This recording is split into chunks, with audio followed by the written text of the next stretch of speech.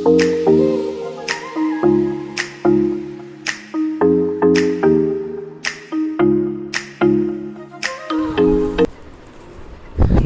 दोस्तों, स्वागत है आप सभी का। दोस्तों, जैसा कि आप सभी जानते हैं, कल केंद्र सरकार ने कोरोना मरीजों की बढ़ती तादाद को देखते हुए लॉकडाउन 14 दिनों के लिए और बढ़ा दिया है। पहले यह 3 मई को ख़त्म हो जाना था, लेकिन अब 17 मई तक इसकी अवधि बढ़ा दी गई है। इस दौरान किसी भी तरह की यात्री आवागमन, ट्रांसपोर्ट सिस्टम व अन्य परिस्थितियां बंद रहेंगी।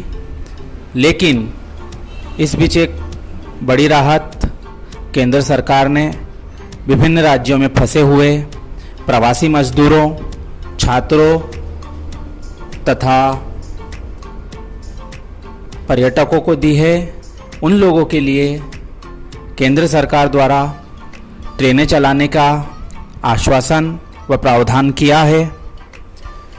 दोस्तों, आज हम जिस रेल परियोजना के बारे में बात करने वाले हैं वह वर्ष 2011-12 के रेल बजट में पास हुई थी तथा उस परियोजना का नाम है रतलाम बांसवाड़ा डूंगरपुर रेल परियोजना। इस रेल परियोजना का कार्य जून 2012 में शिलान्यास के बाद शुरू हुआ था। हालांकि यह वह पहली रेल परियोजना है जो कि केंद्र सरकार और राज्य सरकार द्वारा 50-50 पार्टनरशिप के आधार पर बनाई जानी थी। इस रेल परियोजना के अटकने के पीछे यही प्रमुख वजह है कि केंद्र सरकार और राज्य सरकार के बीच इस योजना के बजट के लिए खींचतान हुई तथा राज्य सरकार के पास फंड का अभाव होने का कारण बताते हुए उन्होंने इस प्रोजेक्ट से अपने हाथ पीछे खींच लिए। आइए अब इस परियोजना के कुछ आंकड़ों पर हम नज़र डालते हैं। यह प्रोजेक्ट 2011-12 में सामने आया था तथा जिसे वर्ष 2017 में पूरा होना था। इसकी सबसे पहली बार लागत 2082.74 करोड़ थी। वर्तमान में 4,262 करोड़ रुपए इसकी लागत आंकी गई है, जिसका 142.85 किलोमीटर हिस्सा राजस्थान में तथा 49.15 किलोमीटर हिस्सा मध्य प्रदेश में आ रहा है। इसमें 59 रेल ओवरब्रिज तथा 149 रेल अंडरब्रिज बनाए जाना है। वर्ष 2017 से फंड के अभाव में बंद हो चुकी है तथा इस परियोजना को शुरू करने की तैयारी कई बार की गई। गत फरवरी महीने में लोकसभा परिसर में केंद्रीय रेल मंत्री के साथ हुई क्षेत्रीय सांसदों की बैठक में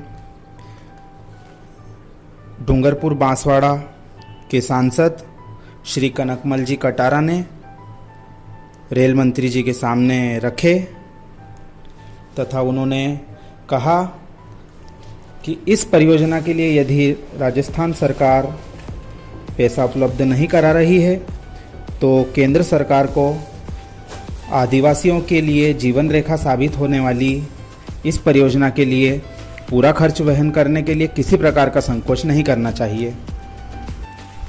लेकिन इतने सब प्रयासों के बाद भी इस रेल परियोजना को शुरू करने का मन केंद्रीय रेल मंत्रालय व उत्तर पश्चिम रेलवे का नहीं दिखता। इसका एक उदाहरण है, पहले तो बांसवाड़ा स्थित इस परियोजना के कार्यालय को बंद कर दिया गया। उसके बाद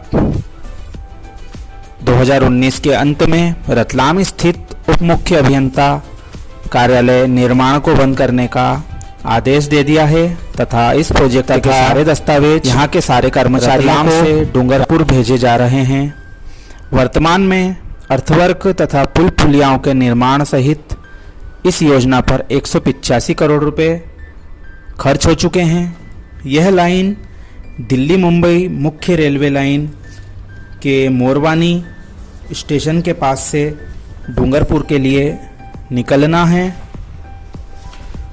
तथा इसके प्रस्तावित रेलवे स्टेशन हैं पलसोड़ी, शिवगढ़, चंद्राबेड़दा, सेरा अलका खेड़ा, छोटी सरवन, अरबीत खेड़वी, कुंडला खुर्द, बांसवाड़ा, मतीरा, बजवाना, गढ़ी प्रतापपुर, बिलुड़ा, सागवाड़ा, जोधपुरा, टामटिया, नवागांव और मनपुर। बांसवाड़ा का स्टेशन गारिया में बनना प्रस्तावित है। केंद्र सरकार व राज्य सरकार द्वारा वागड़ क्षेत्र में रेल चलवाने की जो उदासीनता दिखाई जा रही है, उसको देखकर क्षेत्रीय सांसद कनकमल जी कटारा काफ़ी निराश हैं तथा इस रेल परियोजना के लिए राज्य सरकार की उदासीनता को उन्होंने मुख्य रूप से जिम्मेदार बताया है।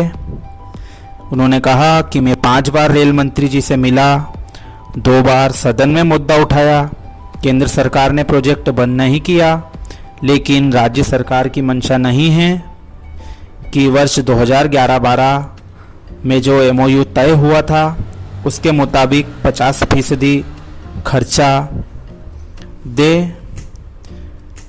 मध्य प्रदेश में तो ज़मीन का अधिग्रहण पूरा हो गया, लेकिन राजस्थान में अब भी अधूरा है तथा वे वागड़ में रेल लाने के लिए अपना प्रयास चालू रखेंगे तथा केंद्र से उन्होंने आग्रह किया है कि वे इस रेलवे लाइन का खर्च उठाकर आदिवासी बहुल क्षेत्र के उद्धार हेतु प्रयास करें।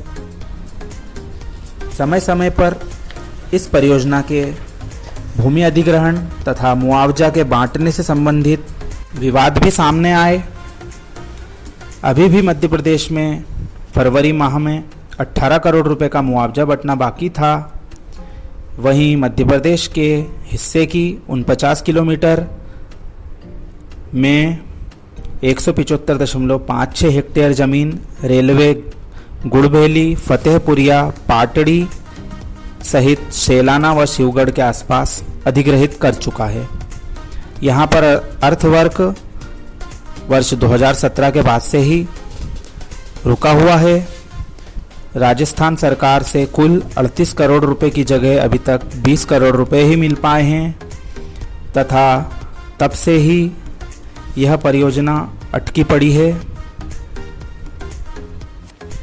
लेकिन पूर्ववर्ती सरकार ने फंड का अभाव बताकर पैसे देने से मना कर दिया था। क्षेत्रीय सांसद के द्वारा इस रेल परियोजना के लिए किए गए प्रयासों की जितनी तारीफ की जाए कम है। पूर्व में सितंबर 2019 में राज्य सरकार के अफसरों के साथ मुख्यमंत्री राजस्थान, रेल मंत्री और क्षेत्रीय सांसदों के साथ रेलवे महाप्रबंधक उत्तर पश्चिम रेलवे के बीच एक जॉइंट वेंचर कंपनी इस रेलवे लाइन के निर्माण के लिए फंड इकट्ठा करने हेतु बनाने का निर्णय लिया गया तथा बैंकेबिलिटी सर्वे का भी निर्णय लिया गया था।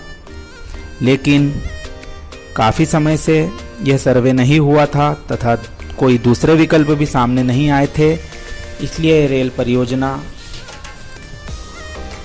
अटक चुकी है तथा दोनों दल अपनी पूर्ववर्ती सरकारों को इस योजना के अटकने का जिम्मेदार बताकर अपना अपना पल्ला झाड़ रहे हैं। वहीं नवंबर 2019 में राजस्थान सरकार ने एक नया फार्मूला निकाला। उन्होंने कहा कि राजस्थान सरकार केवल भूमि अधिग्रहण की लागत वहन करने को तैयार है, बशर्ते कि इस रेल मार्ग को बनाने की निर्माण लागत रेलवे वहन करे। हालांकि इस पर अभी रेलवे की ओर से कोई अंतिम जवाब नहीं आया है। डूंगरपुर में उदयपुर अहमदाबाद रेलवे लाइन की मीटर गेज लाइन को बड़ी लाइन में बदलने का कार्य अंतिम दौर में चल रहा है तथा रेलवे स्टेशन बनकर तैयार हो चुका है। इस वर्ष फरवरी महीने में रेल बजट में इस रेल परियोजना को मात्र 1000 रुपये का बजट आवंटित किया गया था। इसमें कई छोटे बड़े पुल पुलिया बनेंगे तथा 550 मीटर लंबा सबसे बड़ा पुल माही नदी पर और करीब 7 सुरंग भी बनना है। वहीं 1300 मीटर की सबसे बड़ी सुरंग राजस्थान में बनेगी। पूर्व में बांसवाड़ा जिले में इस रेलवे लाइन की जमीन लेकर ग्रामीणों को, आदिवासी किसानों को पूरा मुआवजा नहीं देने से हालात काफ़ी बिगड़ गए थे। उन्होंने इसका कार्य रुकवा दिया था। मित्रों, इस पूरे वाकये के अध्ययन करने के बाद हम इस निष्कर्ष पर पहुंचते हैं कि जो 50-50 पार्टनरशिप स्कीम जो बनाई गई थी उस पर अमल ना किए जाने के कारण यह प्रोजेक्ट अटक गया है तथा यह भविष्य में आने वाली सभी रेल परियोजनाएं जो 50-50 पार्टनरशिप सेंट्रल व स्टेट गवर्नमेंट की हिस्सेदारी से बनाई जाना है, उनके लिए भी एक सबक की तरह है कि यदि वे लोग रेल परियोजनाओं के लिए राज्य सरकार को कोई फंड अलग से रखना पड़ेगा ताकि जनहित की ये परियोजनाएं किसी भी स्थिति में ना रुकें। बहरहाल हम राजस्थान सरकार से गुजारिश करते हैं तथा किसी तरह से वे फंड की व्यवस्था कर इस रेल परियोजना का कार्य शुरू करवाएं तथा वागड़ क्षेत्र की बरसों पुरानी इस मांग को पूरा करने में क्षेत्रवासियों को एक अनमोल तोहफा दें। इसी के साथ हम आपसे विदा लेना चाहते हैं। दोस्तों, आपको यह जानकारी भरा वीडियो कैसा लगा आप हमें कमेंट कर ज़रूर बताएं तथा चैनल को सब्सक्राइब व वीडियो को ज़्यादा से ज़्यादा शेयर अवश्य करें। धन्यवाद।